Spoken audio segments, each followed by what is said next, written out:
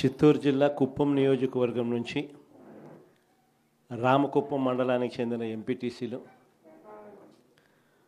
సత్యసాయి జిల్లా పెనుగొండ నియోజకవర్గం నుంచి రొద్దం మండలానికి చెందిన ఎంపీటీసీలు,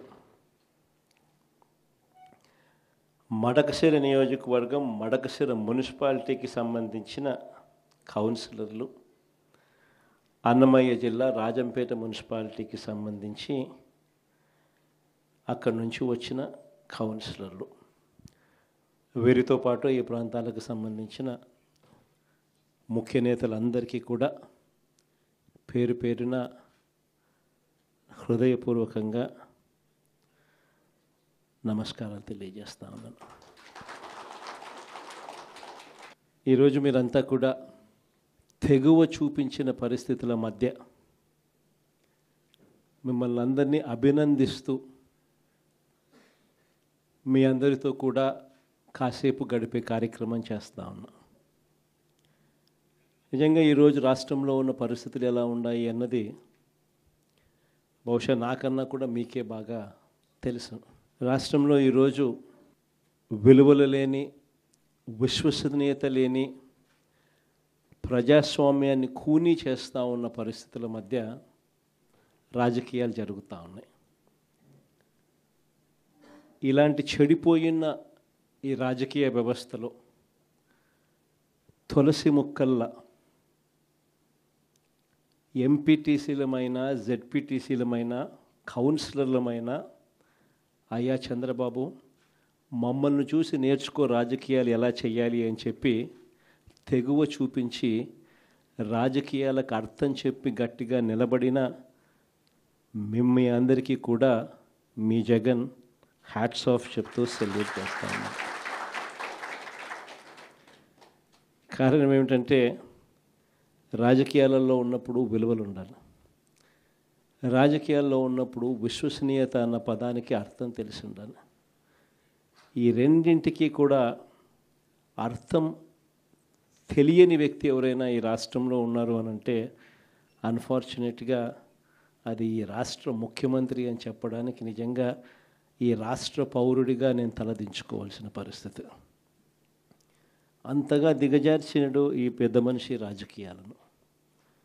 ఈరోజు రాజకీయాలలో ఇటువంటి దారుణమైన పరిస్థితులు కూడా చూడాల్సి వస్తుందని నేను ఎప్పుడు అనుకోలే. ఎందుకు ఈ మాట చెప్తా ఉన్నాను అని అంటే, ఒకసారి ఈ రామకుప్పానికి సంబంధించి చంద్రబాబు నాయుడు గారి సొంత నియోజకవర్గం, ఈ రామకుప్పానికి సంబంధించి ఎంపీటీసీకి సంబంధించిన ఒక కేస్ స్టడీ, ఒక ఎంపీపీ చనిపోయిన పరిస్థితుల మధ్య ఎన్నికలు జరుగుతూ ఉన్నాయి. 16కు సంబంధించిన ఎంపీటీసీలు వైఎస్ఆర్సీపీకి సంబంధించిన వాళ్ళే గెలిచారు. మరి ఇలాంటి చోట ఎందుకు చంద్రబాబు అనే వ్యక్తి పోటీ పెడతా ఉన్నాడు? గెలవడం అన్నదానికి మీనింగ్ ఎక్కడుంది? గెలవలేము అన్న సంగతి తెలుసు. గెలిచిన వాళ్ళందరూ కూడా, ఇక్కడ నుంచి గెలిచిన వాళ్ళందరూ కూడా వైఎస్ఆర్సీపీ టికెట్ మీద, ఆ బీఫామ్ మీద గెలిచిన వాళ్ళు. మరి ఇలాంటి చోట 6 మందిని ఇక్కడి నుంచి లాక్కునే కార్యక్రమం చంద్రబాబు నాయుడు గారి దగ్గరుండి చేశారు. తర్వాత వైఎస్ఆర్సీపీ ఎంపీటీసీలు ప్రయాణం చేస్తూ ఉన్న, మిగిలిన ఎంపీటీసీలు ప్రయాణం చేస్తూ ఉన్న వాహనాన్ని దగ్గరుండి పోలీసుల చేత అడ్డుకున్నారు. హైకోర్టు ఆదేశాలతో భద్రత కల్పించాల్సిన పోలీసులు సాక్షాత్తుగా దగ్గరుండి చంద్రబాబు నాయుడు గారికి వాచ్మెన్ లాగా తయారయ్యారు. చివరికి కోరం లేకపోయినా కూడా 6 మంది సభ్యులు మాత్రమే చంద్రబాబు నాయుడు గారి ప్రలోభాలకు లొంగి అటువైపున వెళ్ళిన పరిస్థితుల మధ్య కూడా ఏకంగా డిక్లేర్ చేసుకున్నారు అధికారుల చేత. ఇలాంటి రాజకీయ వ్యవస్థతో మనం పోటీ చేస్తూ ఉన్నాం. సత్యసాయి జిల్లా పెనుగొండ నియోజకవర్గం రొద్దం మండలం, ఇక్కడ కూడా పరిస్థితి చూస్తే ఎలా ఉంది అని అంటే, ఏకంగా 15 ఎంపీటీసీలకు 15 ఎంపీటీసీలు వైఎస్ఆర్సీపీనే గెలిచింది. మళ్ళీ ఇక్కడ పోటీ పెట్టే పరిస్థితి మామూలుగా ఎవరు చేయకూడదు. ఇక్కడ కూడా ఎంపీపీ చనిపోయిన పరిస్థితుల మధ్య ఇక్కడ ఎంపీపీని ఎన్నుకునే ఉప ఎన్నిక జరుగుతూ ఉంది. ఇక్కడ కూడా తారుమారు చేయడానికి చాలా కష్టపడ్డాడు. దగ్గరుండి చంద్రబాబు నాయుడు గారే తన కుప్పంలో ఇలాంటి దిక్కుమాలిన రాజకీయాలు తానే చేస్తూ రాష్ట్రంలో ఉన్న అన్ని ప్రాంతాలకు కూడా ఇదే మాదిరిగా మీరు కూడా రాజకీయాలు చేయండి అని చెప్పి తానే దిక్సూచిగా నిలుస్తూ తానే ఇలాంటి చెడిపోయిన రాజకీయాలను ప్రేరేపిస్తూ ఉన్నాడు. సత్యసాయి జిల్లా మడకశిర మున్సిపాలిటీ 20 మంది ఇక్కడ నుంచి కౌన్సిలర్లు, వైఎస్ఆర్సీపీకి సంబంధించి 15 మంది గెలిచారు. చంద్రబాబు నాయుడు గారికి సంబంధించి 5 మంది మాత్రమే గెలిచారు.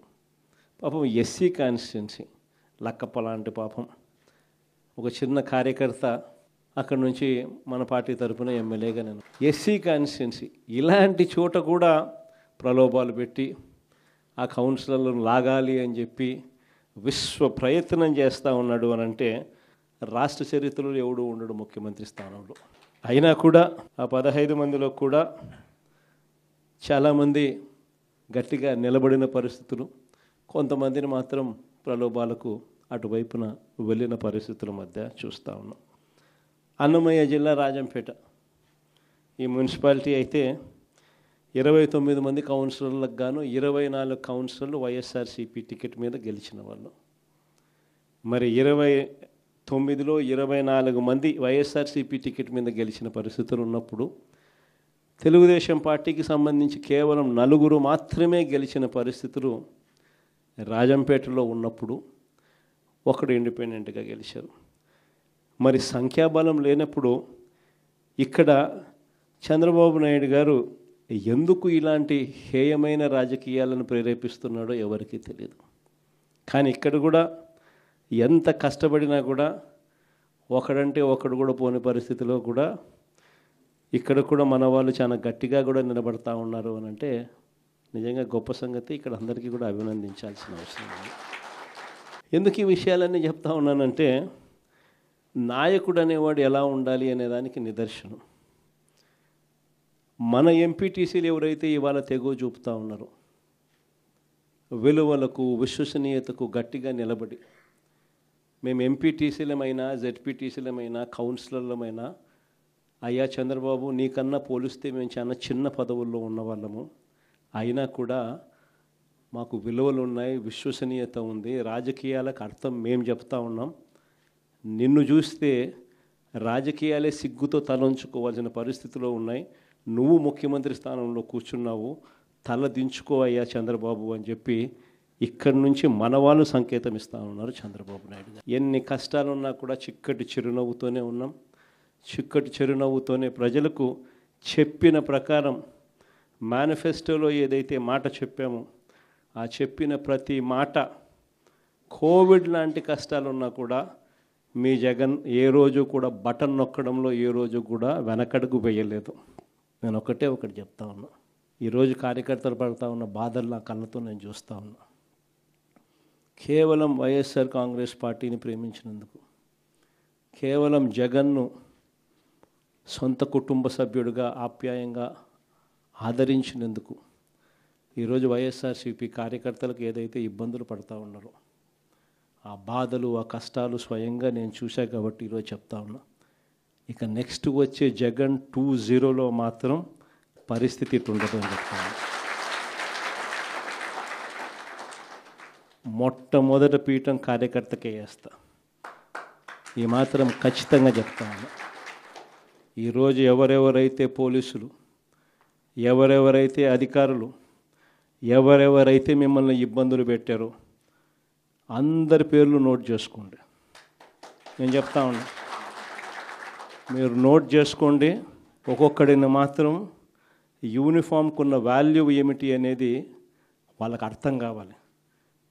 యూనిఫామ్ అంటే ప్రజలకు మేలు చేయడం కోసం యూనిఫామ్, అంతేగాని అధికారంలో ఉన్న వాళ్ళ కోసం సలాములు కొడుతూ గులాంగిరి చేస్తూ ఇటువంటి చిత్రహింసలు పెట్టే కార్యక్రమం ఈరోజు అయితే ఏదైతే జరుగుతూ ఉందో దీనికి తెర పడాలి అని అంటే ఏదైతే నువ్వు విత్తినావో అది ఎలా పండుతుంది అనేది నీకు తెలిస్తేనే ఇంకొకసారి నువ్వు ఆ విత్తనం ఎత్తడానికి నువ్వు భయపడే పరిస్థితిలోకి నువ్వు వచ్చినప్పుడే ఇది జరుగుతుంది.